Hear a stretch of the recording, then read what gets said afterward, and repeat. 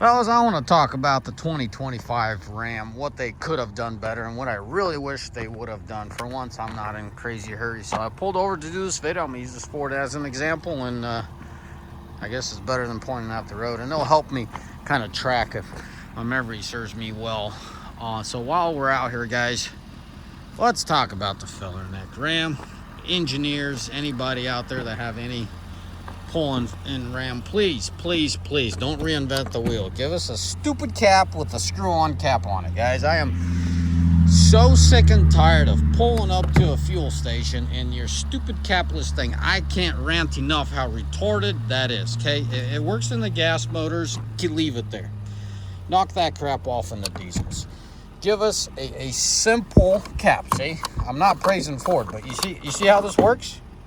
You move it out of the way, you put your nozzle, you give it the full beans. 2 minutes later, you got a full tank without baby beans sitting in it at the big rig pump, and you screw it in. Please, Ram, knock that crap off. Give us a decent, like, it's retarded even talking about it. I mean, some of the stuff you guys do just blows my mind. Throw that capless crap out. Don't overdo yourselves and give us a simple fill, please. Because once we go to the big rig fuel stations, some of us do use our trucks. Yeah, this is a fancy limited, but as you can tell, we got an auxiliary tank. Why? Because 48 gallons is not enough sometimes, which leads me to my next point. I know Ram gave the long beds an option. It might be even the standard in 25 to have a 50-gallon tank, but please do a little better with your short beds. That 31 or 32-gallon fuel tank you guys have is pretty pathetic. I mean, if my memory serves me right, my TRX is 33 gallons, so we all know you could do better than that on a TRX. There's a 1500, which I can assume the frame's narrow and there's less real estate under there, but I guess you don't have the DPF system to deal with. But more or less, please give us a bigger tank. Work on that. Now, as we go around, I can't complain on the Ram as far as suspension goes and the frame. I don't know where you guys are coming up with all this craziness of what do you want to call it? Frame snapping and stuff. Guys, use a set of brains, man. If you're gonna put a camper in the back and extend your hitch and create all this leverage on the back end, take it from a guy that uses his trucks professionally in a commerce application. I mean, we've hauled some serious weight and we never had frame issues. So I think Ram's just fine with their frames. It's just, if you don't got brains and you want to put a 10-foot pole back here and leverage the piss out of your frame, a tractor ain't gonna help you. So there's nothing wrong with the frame. You know, I believe you guys could do a little better with your ride control and how smooth the thing runs or rides. Seems like you guys really focus on the powertrain, and that's great, but I really hope you guys did something with the springs and whatnot. I'm under the impression you guys left the whole suspension alone, and there's nothing wrong with it. It's not a dire situation like the filler neck you guys have going on. I would like to see some improvement in a sense of, hey, we're progressing in technology. You know, we've done some research. We could help 10-15%, whatever it is. Give your consumers something. You know, we're all getting spoiled. We want a softer and smoother ride, and these things ride like caddies nowadays, but the smoother the better. Myself, it's hit and miss. Sometimes I'm hauling, this thing doesn't leave the yard without a trailer, and then sometimes it's just, well, I bought my booty around, and yeah, can't remember why I popped the hood on this one. There's something I wanted to show under here. Maybe I'll come back around to me. Alrighty. So as far as the passenger side, I've mentioned in one of my other videos how, and here's my gripe. You know, if you guys didn't do the Ram, if you guys didn't do the whole, hey, we're trying to give you optimal value, you know, shortest the leather on the handles. I mean, you know what I mean? Go one way or another, but then shove a screen in here that's pointless. I'm talking about Rams. It's retarded. Okay, that's all I'm gonna leave it at. There's no justification in my books, and I'm just a consumer. 95% of my purchases are tradesmen, and then 5% are these top of the line limiteds in the Ram version, right? Okay, you see this? This is all I want. I don't care for your screen. Just like I, as the driver, could reach for the center stack, so can the passenger. You're going to say, well, gee, there's a screen there. Well, guess what? You're going to have to hook up something to that screen, right? Tablets are fine. They work phenomenal. Once again, don't jump over your head, and just keep it simple. Just give us that storage space. It's phenomenal. Your screen isn't going to offer anything, at least from what I've seen in the 1500s, what I've seen in the Cherokees. There's nothing there, guys. Get rid of that crap. If you're going to save us money on our handles, right, anything you touch is going to give you far more satisfaction than some gimmicky electronics. I don't know, prove me wrong, but that screen on the passenger side is just retardation at its finest. Please get rid of that crap. If you're going to save us money, save us money. Don't put more electronics to go south. As I said in one of my other videos, if I could gut that thing out and put myself a regular storage, I will, but I'm afraid it's going to mess with the rest of the system, so we'll see how that goes. What am I trying to tell you? Ram, if you're going to try to save money to the consumer, do that. You know what I mean? Ford did this. I'm not 100% certain, but I think Ram let us opt out of this crap. This is what Ford's retardation at, right? Like, if I could, I'd gut this thing out and just put a little storage cubby. Like, this is pointless. If you don't know how to back up a trailer, don't drive. Yeah, I'm so loud about it, and Mr. call it boastful or whatever it is, but yeah, if you don't know how to back up a trailer, this will help you, but it won't resurrect you, or it won't help you in every instance. So probably don't pull a trailer. That would be my advice to you. And I know consumers want this stuff, some of them. I mean, if you guys ever looked into what it takes to set it up, it's beyond me why. But anyways, I get it. Some people might want it. But give us the option to save us money. And I know Ford's going down that alley, but from the wrong side. They're pretty much they're trying to save the consumer money. They're giving them less truck for the same money. So give us less truck for less money. How about that? So gimmicky crap like that, I think Ford kind of pushes you to have it, and I believe Ram might allow you to pull that out. But that's my point.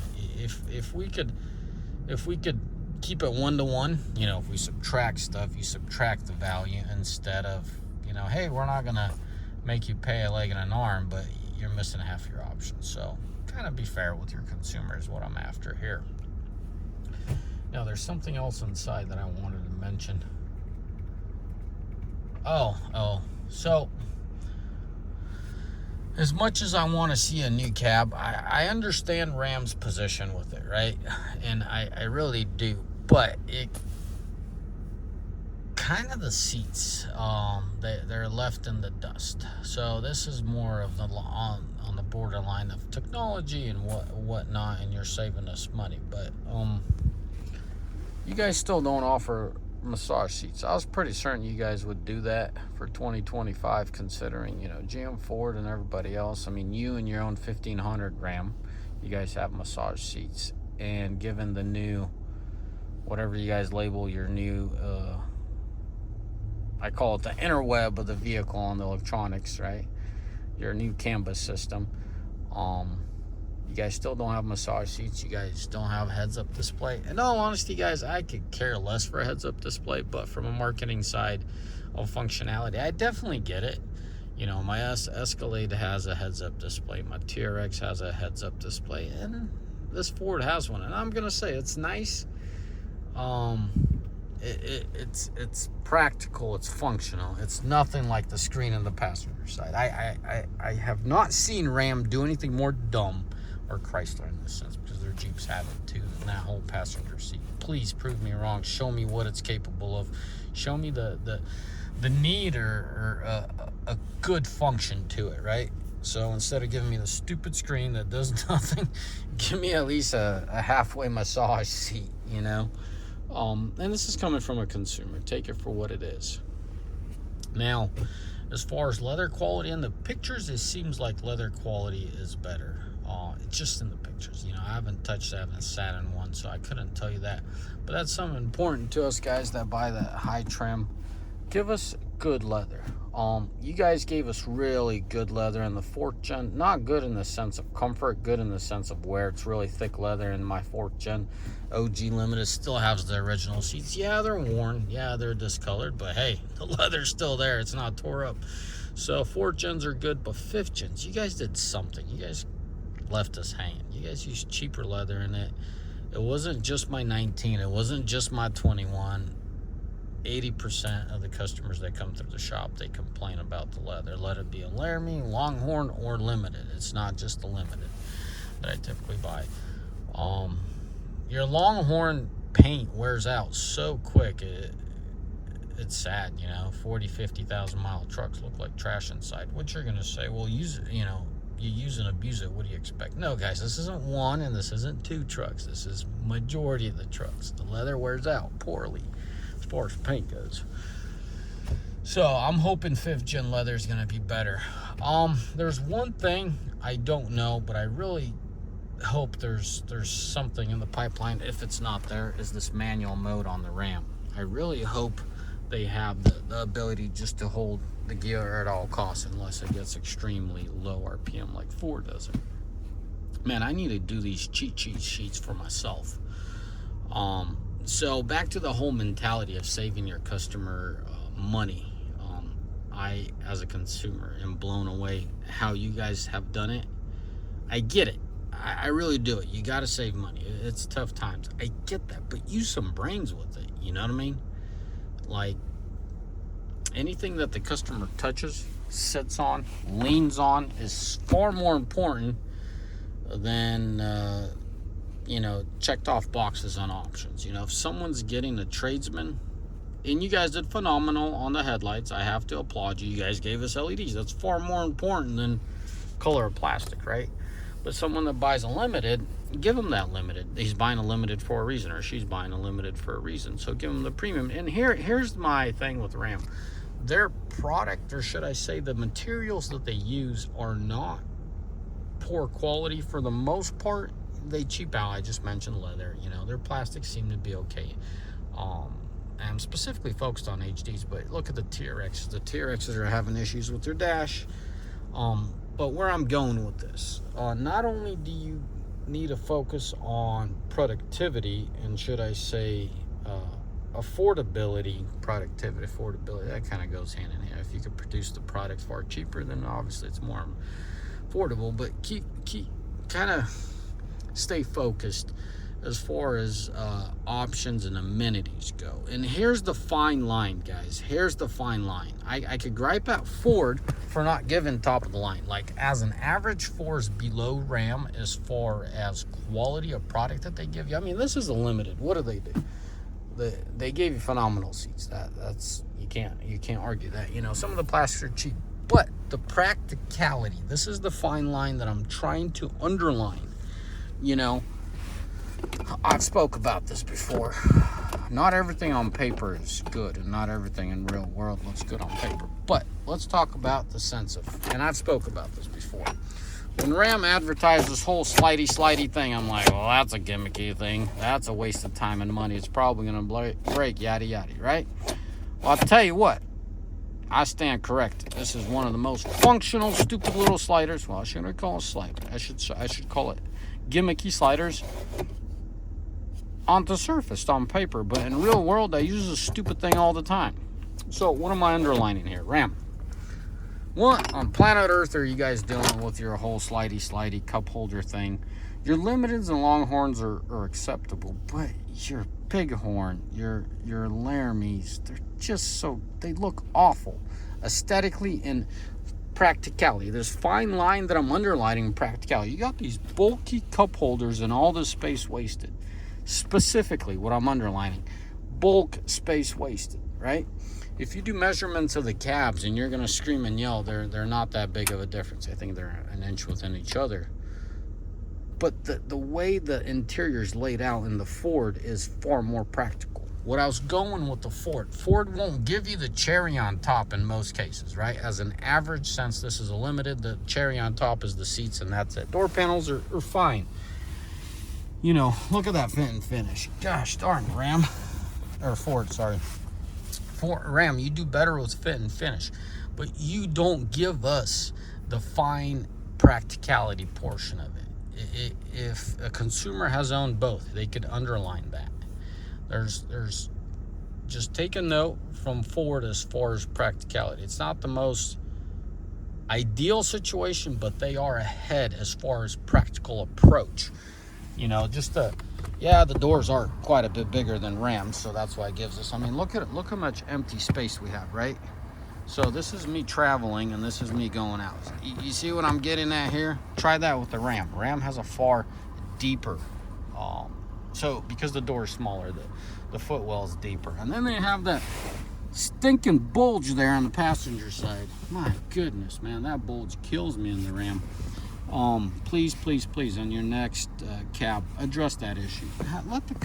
Let your consumers have just decent foot space, because what you guys did for the passenger, thank God my wife is a skinny gal. She never complains about it, but sometimes I see her put her purse there, and it just bothers me. I mean, I paid money for that truck, and it's missing 30% of the space because of that bulge. So what am I trying to say? Is this a rant video? No. This is a video from a consumer to Ram. The bottom line is, I know you guys want to be technologically advanced. I know you guys want to show all these bangers and all these, look what we could do. We don't care for that, okay? I want to do another video as far as power. I really hope that this is what you guys are doing with the power. Well, I'll take 20 seconds and underline. Another video, I'll talk about sustainable power versus peak power. I feel that this Ford, as a marketing thing, it has really good peak power. It has decent sustainable power, but I think Ram went for the sustainable power. So we'll talk about pickups versus semis and all that, but I think I'm onto something here, and we'll see. It's only a matter of time before we utilize that vehicle. But back to this, if Ram could just take it a notch higher in the direction of approach. When I bought a 23 Ford, I applauded the engineer, whoever did this interior. What they had in 22 and what Ford did in 23 is leaps and bounds ahead. I don't know, I didn't research who did what they did, but they changed the engineer in the interior, because their interior, you could tell the language of the engineer. So when you get in a German car, right, you feel, if you look deep enough, you feel the language of the engineer, right? Yeah, because when you start dismantling stuff, you feel it too, right? You got turn clips, or you got one-way clips, like I call them, those tree clips, right? There's no coming out. But there's special clips that, if you understand the mentality of the engineer, you could disassemble the whole thing, right? That's what I'm after. Ram, if you can incorporate an engineer, if the current one can't do it, a far more approachable, a far more usable approach in the interior, even the fill-up neck, right? Something as simple as that. We got to sit there and mess around with that little nozzle thing. And we came to a big rig station, right? Because we're running commercially. We use fleet cards, and you can't go to the pickup station. You have to go to the big rig station. And you keep toggling it. It's a nightmare. Come on, guys.